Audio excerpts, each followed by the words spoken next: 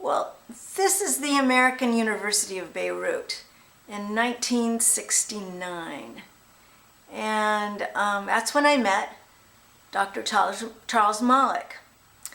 My mother had given me a little newspaper article when I got on the plane to go to AUB.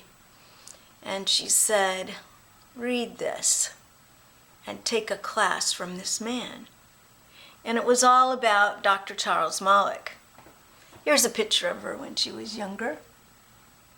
We're going to go into my dining area.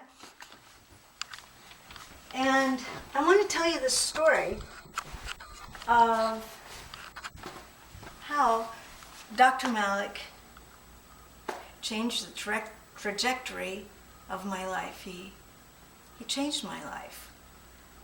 And so here it is. I kept a scrapbook. It's like a diary. And every month I have a different entry. And when I went to AUB, it was all by accident. I thought I was going to the University of Washington, but my father had forgotten to put in the paperwork. But in a moment of serendipity, the previous spring, I applied to AUB, and the acceptance letter was there. I'd been going to school in France, so when I came back, surprise, surprise, I wasn't registered for University of Washington, but I could go to AUB, and I had about maybe 3 days to get a flight and get there on time. And this is the first map that I saw of where AUB was and where Lebanon was, and you'll see that it's all black here. And all I know is, well, Beirut, that must be Beirut. And there's Lebanon. And this is all I knew when I arrived at the airport. And this is a picture of what I looked like as a sophomore in 1969. And I'm with an Iraqi, a Palestinian, and an Arab American. And we're out for dessert. When I arrived at the airport, 1969, this was the time of the Vietnam War. And I was a protester. My mother said I was a hippie. And this is what I knew. And I had done all my research, but I was also a student. So I was busy, these are all my excuses, I was busy preparing for tests and papers.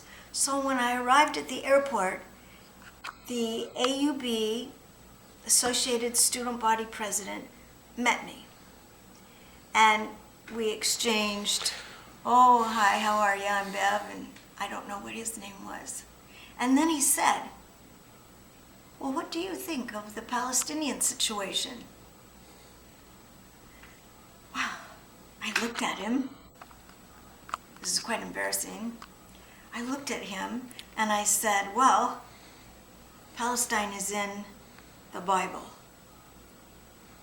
And he just, yes. And that's all I knew.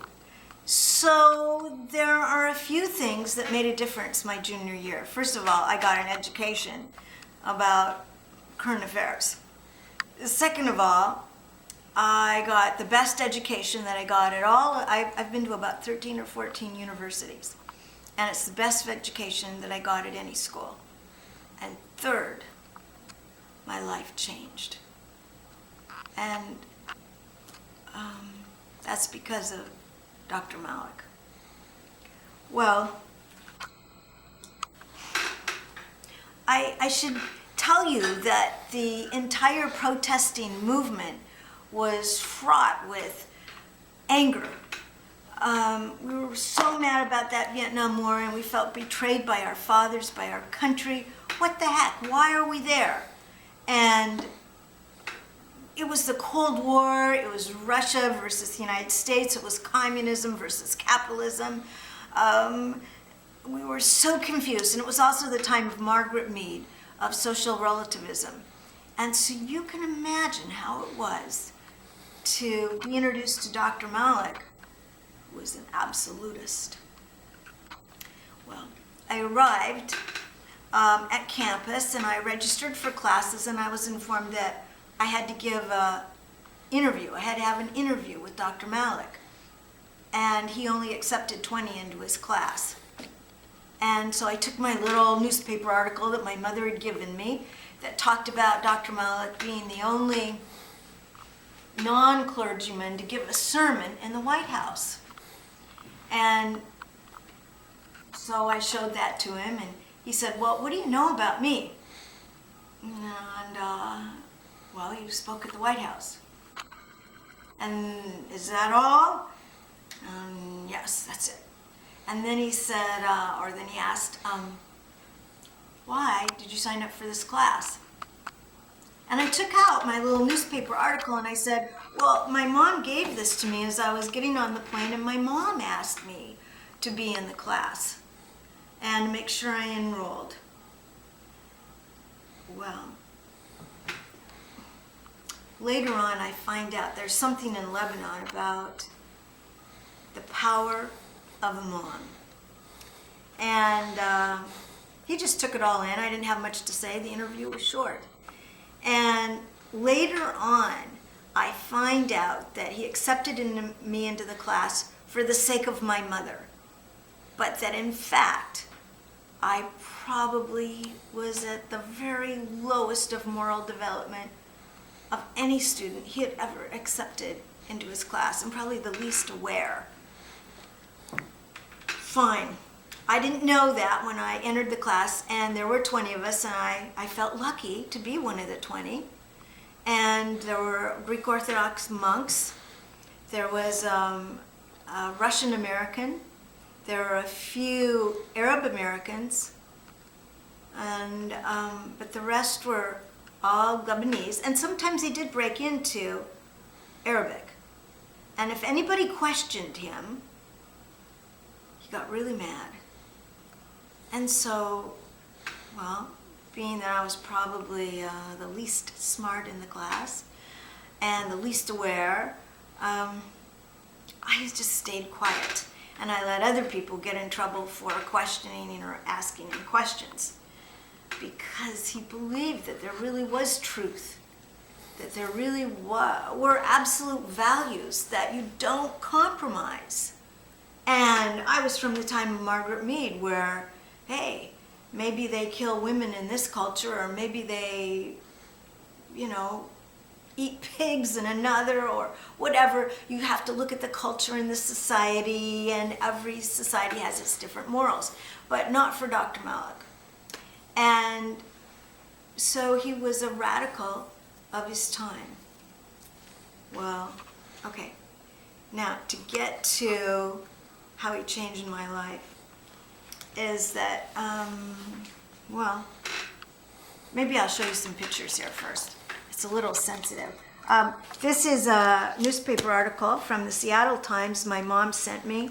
She was terrified because in 1969 there was the beginning of the Lebanese Civil War.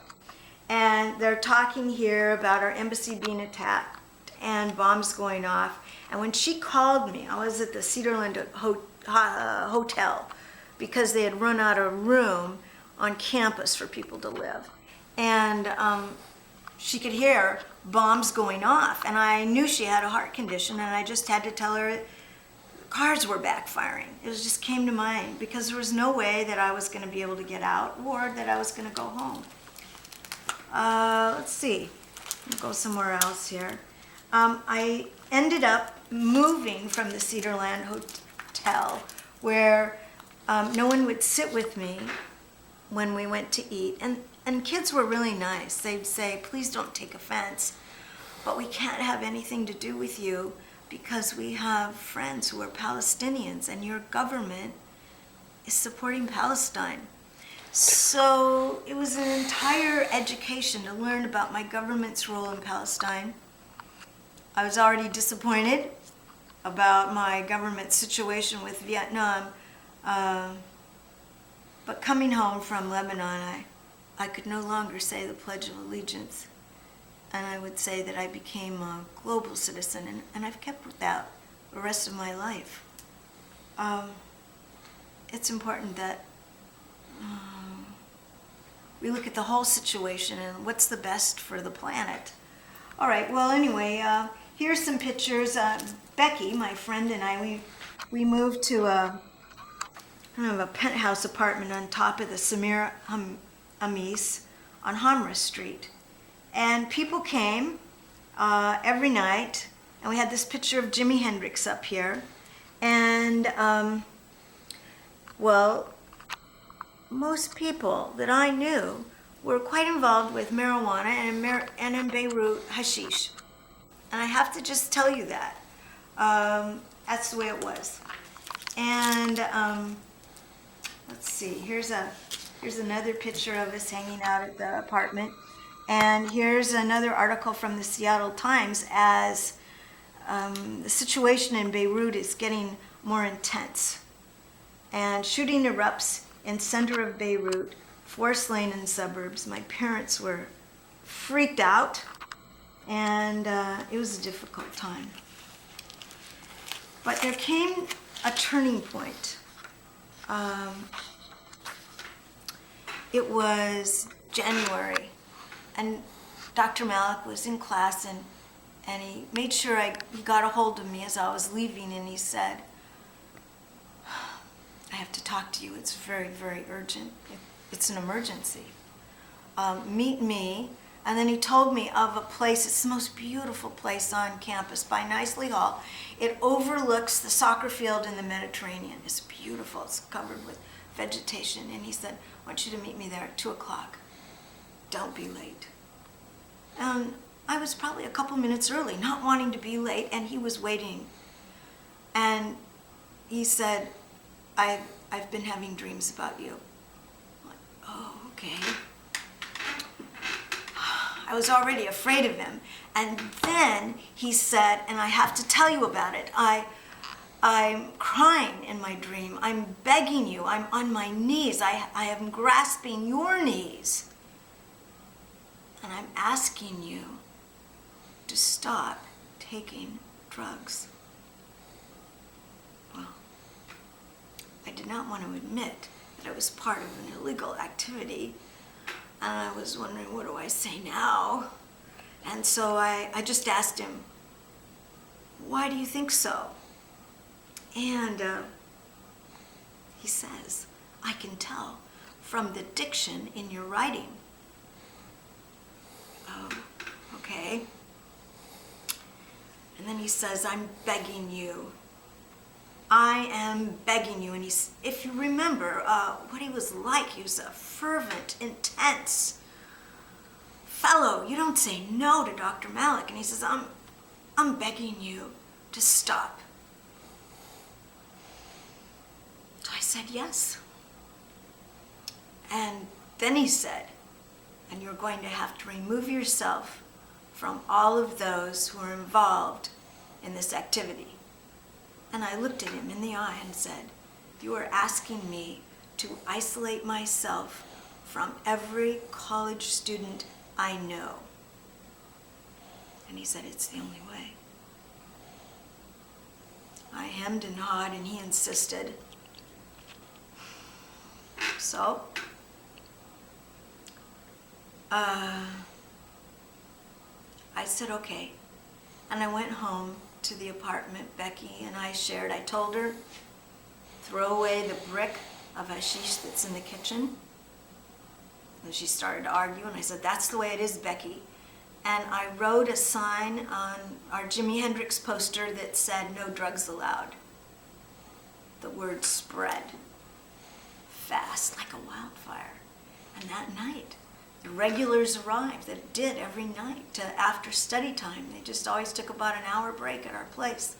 And instead of bringing any dope, they brought wine and beer. And there was not even a discussion. Maybe everybody was grateful to Dr. Malik.